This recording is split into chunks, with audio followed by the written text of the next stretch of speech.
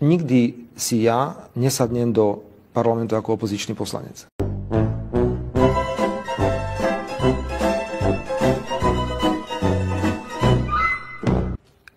Nikdy si ja nesadnem do parlamentu ako opozičný poslanec.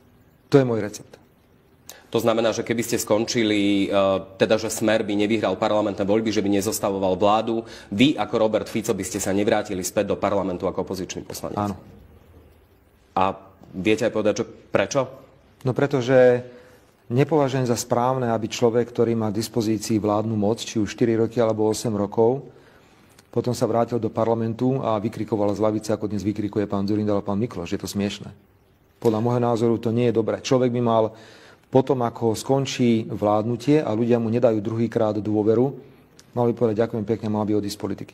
Ale v čom je to smiešné? Pretože vy hovoríte, že... To je môj recept. Ak to vidia páni v opozícii, že to nie je smiešné, že to je dobre, nech to robia. Je to na nich. Ja hovorím svoj recept a svoj postoj.